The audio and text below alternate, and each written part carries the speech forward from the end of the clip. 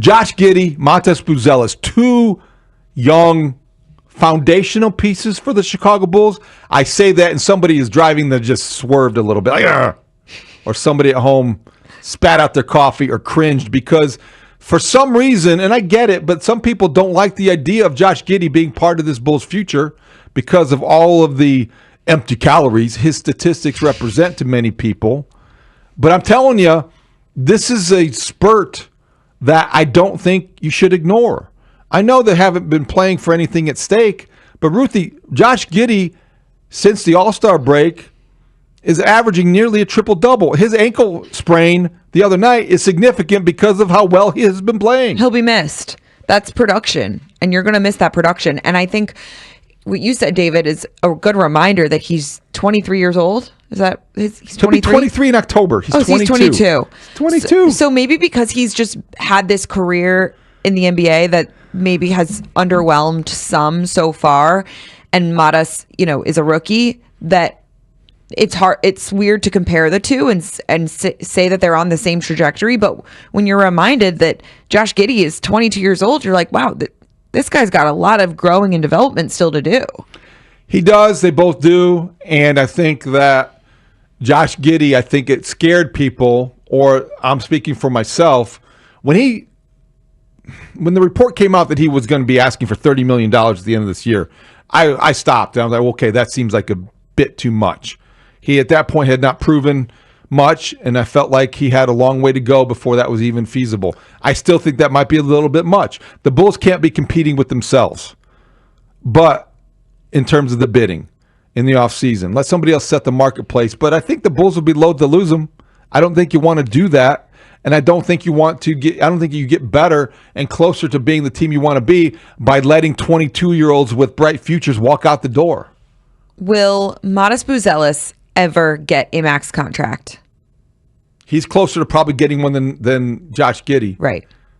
Matas Buzelis, in my mind, to answer the question, the rhetorical question that I asked before the break, I think it's still safe to suggest that Matas Buzelis will have a better NBA career than Josh Giddey. I don't think it's as clear-cut as you might want it to be. And I don't think it's as clear-cut as maybe Bulls fans expected it to be. Because Josh Giddey, the numbers speak for themselves. And what I like about Josh Giddey is that he understands what he doesn't do well. He talks a good game when he talks about defense. He knows he needs to protect the ball better.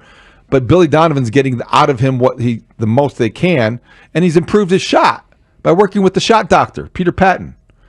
So I like that growth. And I think Buzelis is just getting started. So I will think just by, slight advantage, Matas Buzelis will have a better NBA career. I do too. And I know it's not as clear-cut, but I think it should be that clear-cut at some point, probably next season, maybe. It should be clear-cut. It should be. You hope that it is.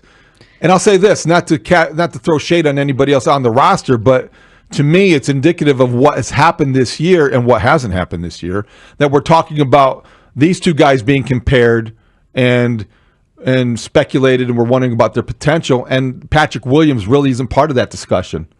It really isn't part of that conversation. And his future doesn't get you excited as much as it does frustrated. Because injuries, yes, but I think that he has begun to, you wonder about his future. You wonder about if he ever will live up to the 4th overall pick. That's high. That's a high bar to clear. But you were picked 4th overall, and he hasn't come close. And he's got the contract now that feels like an albatross. 312-644-6767. Let's go out to the phone lines. Justin is in Evanston. Justin, welcome to Mully Haugh. Good morning. How you feeling? Doing all right. How are you? I'm doing well. Thank you for asking, man. See, this is the problem with the Bulls. If you remember about 2014, the Bulls had 2 first-round draft picks. They wanted to play Fred Hoiberg ball. Me personally, I don't know nobody out of Iowa that play ball for Harrison Barnes. But okay, you wanted to go get Doug McDermott. Those 2 picks were essentially Garrett Harris Jr. and I believe the guy Jurek. He used to play on Phoenix. You know exactly what I'm talking about. Mm-hmm. In that draft, you overlooked Zach LaVine just to go get an injured Zach LaVine, and then you got rid of Zach LaVine. This is from 10 years ago. Then you want to go get Patrick Williams. This guy was the 6th, 7th man on his team from Florida State. It wasn't like he went to Carolina, Duke, or Kansas. He went to Florida State and didn't start on his team, and you decided to take him 4th overall with your pick. The Bulls are plagued, man. I mean this with everything that I could tell you.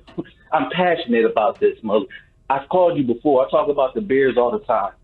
These guys make the wrong decisions every single time. Every single time. And I'm just a maintenance man at the gym. What do I know? I know better than to be doing these decisions that you guys are making. It's atrocious, man. It just is. The Bulls, man, I don't see any time in the future that they're going to be relevant again. I just don't. No one wants to come here. Love the passion, Justin. Thanks for making the phone call. There's frustration in his voice. The Bulls right now, as we sit here, are ranked 9th in Tankathon.com standings. They're 10th in the real standings. They're staring at a play-in game. Relevance is a fair thing to debate when you talk about the Chicago Bulls. The future remains ambiguous because they are stuck right in the middle and they can't get off the treadmill.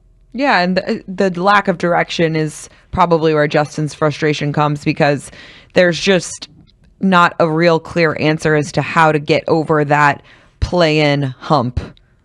And it's quite a hump. It is quite a hump. 7-8 on this Wednesday. When does Josh Giddey start getting respect? Did his benching in OKC stain his image? Yeah, I think it did. How often do you hear, well, how good can he be? He played his way out of the rotation for a playoff team. Good point. Be fair, though. He's progressed. He's improved. And now he's injured. So I hope that doesn't keep him out for too long. But he did leave the game in the United Center in a walking boot the other night. We'll find out tomorrow night. Bulls off tonight.